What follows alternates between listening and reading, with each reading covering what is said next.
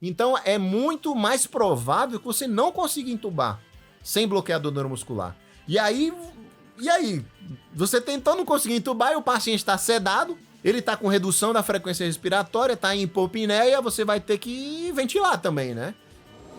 Fala pessoal, vamos falar sobre a succinilcolina, o cloreto de succinilmetônio, também conhecido como Kelicin, também conhecido como Succitrate, são os nomes comerciais, tá? Também conhecido como succinilmetônio, o famoso Kelicin, né? Pessoal, é o seguinte, eu vou fazer atualizações em relação à succinilcolina agora neste ano de 2024. Vou pedir para o editor colocar aqui na tela a ampola do Kelicin e vou fazer uma observação em relação a essa ampola, certo? Primeiro lugar, a succinilcolina, né, succinilmetônio, é uma substância que é um bloqueador neuromuscular. A gente usa ele para fazer a intubação orotraqueal. E aí, já para começar, né, existe essa ampola aí que está na tela, que é a ampola de 100 miligramas. É um frasco ampola, né?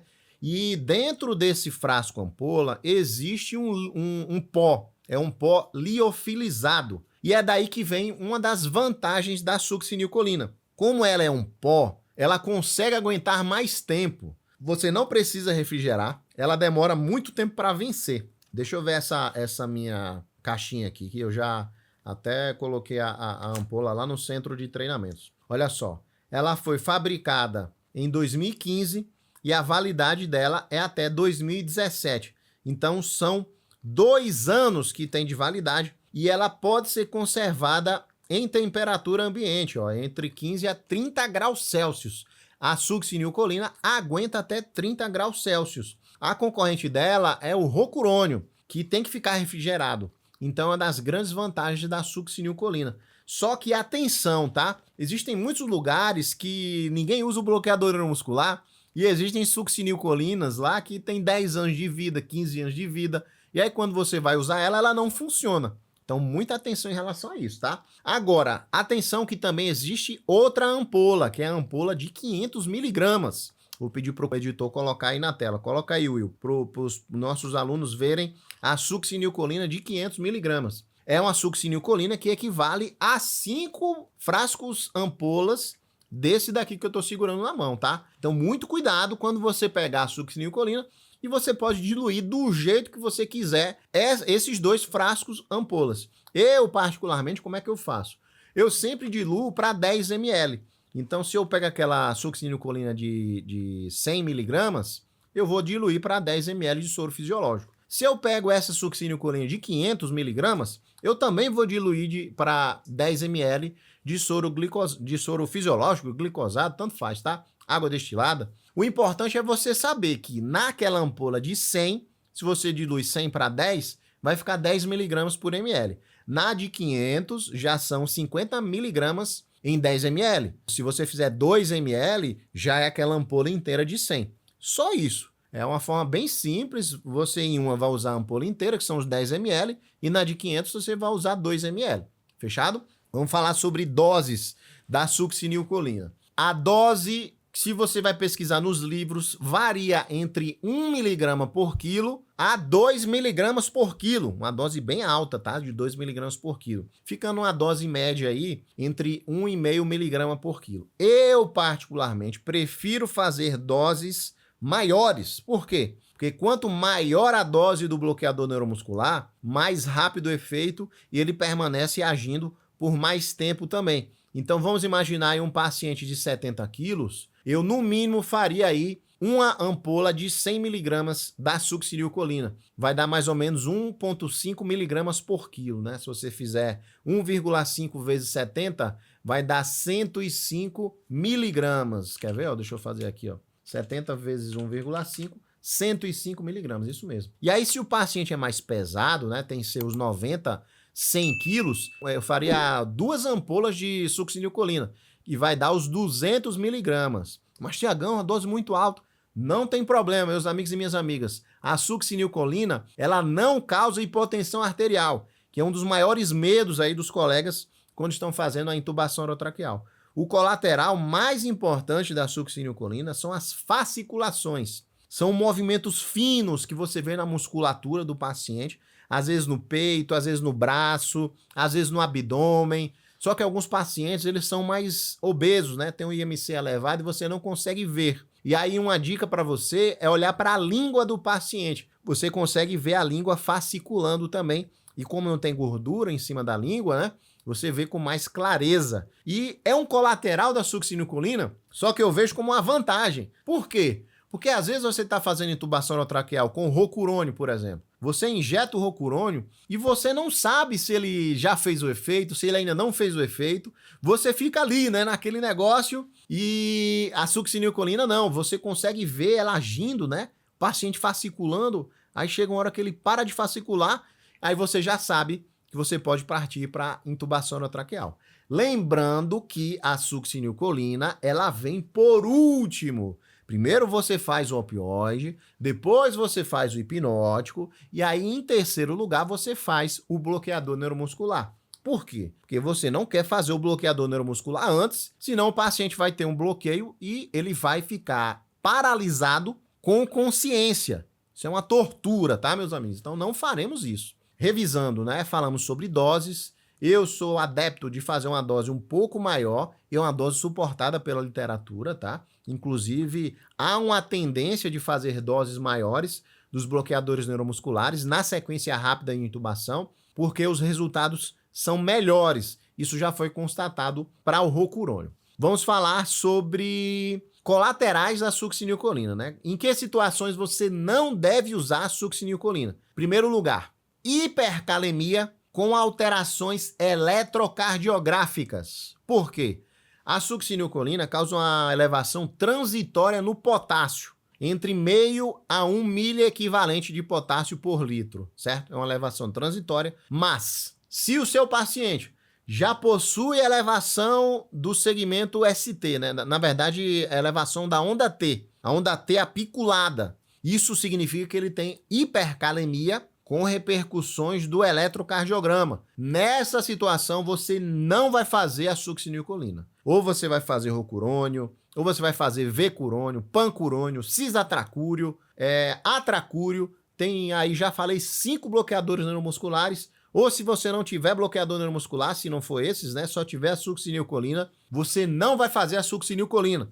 Porque nessa situação você pode fazer uma arritmia fatal no paciente e ele parar, tá? Tirando essa situação com relação à hipercalemia, né? Se o paciente tem hipercalemia, mas ele não tem alterações eletrocardiográficas, existe sim uma vantagem de fazer a succinilcolina. Aí você vai mais para a dose de 1 mg por quilo.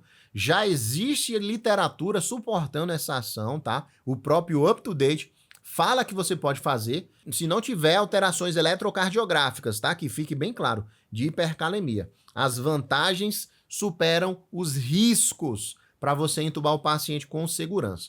Outra questão, pacientes com queimaduras, pacientes que teve queimadura de terceiro grau, grandes queimados com mais de 48 horas de queimadura. Então, se chegar agora para você no seu hospital um paciente que queimou o corpo inteiro, nesse momento, né, há 6 horas, há 10 horas atrás, você pode fazer a succinilcolina nesse paciente sem problema nenhum. Agora, se é um paciente com mais de 48 horas, você não vai fazer a succinilcolina, porque esses pacientes, quando você queima o músculo, né, quando você queima muita extensão da musculatura, eles começam a desenvolver receptores para succinilcolina em excesso. São os receptores extrajuncionais. E aí, se a succinilcolina se ligar a esses receptores, o paciente libera muito potássio e você pode parar esse paciente aí por hipercalemia. É o que é descrito na literatura, tá? Outro tipo de paciente que tem muitos receptores extrajuncionais são os pacientes que são paraplégicos, tetraplégicos ou os pacientes que não usam a musculatura, né? Aquele vovozinho, né? Paciente idoso que tem AVC, que tá todo travado, né? Todo paralisado, que não mexe mais os braços. A musculatura desses pacientes, pessoal, eles também expressam esses receptores extrajuncionais. E aí, se você faz a succinilcolina, você tem uma descarga ali descontrolada de potássio e você pode fazer uma parada cardiovascular nesses pacientes aí, porque você fez a succinilcolina. Então, não vamos fazer succinil em alterações eletrocardiográficas de hipercalemia, maiores de 48 horas dos grandes queimados, o UpToDate fala até 72 horas, pacientes tetraplégicos, paraplégicos, pacientes acamados, né, que não se movimentam, né, que tem aquela síndrome da imobilidade. Fora isso, pessoal, a succinilcolina é uma medicação excelente. Ela pode ficar fora da geladeira, ela é um pó, você dilui do jeito que você quiser. Eu sugiro para diluir em 10 ml para ficar claro, né, na sua cabeça. Então vamos fazer um exemplo. Se você fosse me entubar, eu usaria uma ampola e meia dessa de 100, certo? Se você tem a ampola de 500, né, atenção, você vai fazer menos, né, da ampola. Você vai fazer, se você diluir para 10, você vai fazer 3 ml.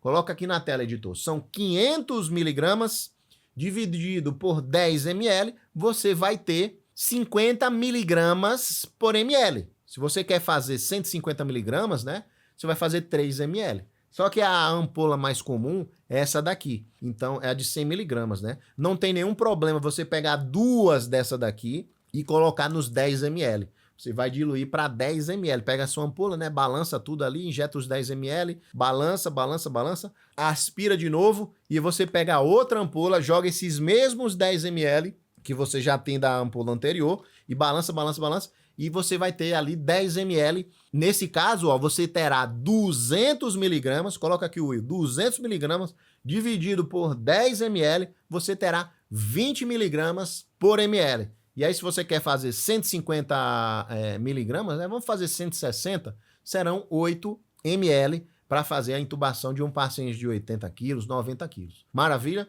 Espero que você tenha gostado desse vídeo aí em relação à succinilcolina. É um bloqueador neuromuscular excelente, tá? Eu recomendo demais você usar ele. Não é o meu bloqueador de primeira escolha. Meu bloqueador de primeira escolha é o rocurônio, mas porque eu trabalho em hospitais que têm refrigeração, é o Einstein, né? O Hospital 9 de Julho, são hospitais que têm esse recurso, né? Agora, se você está no SAMU, se você está no hospital que não tem tantos recursos, a succinilcolina é o carro-chefe, porque ela não precisa de geladeira, tá? É uma grande vantagem dela. Se você achou interessante, divulgue nos seus grupos aí profissionais.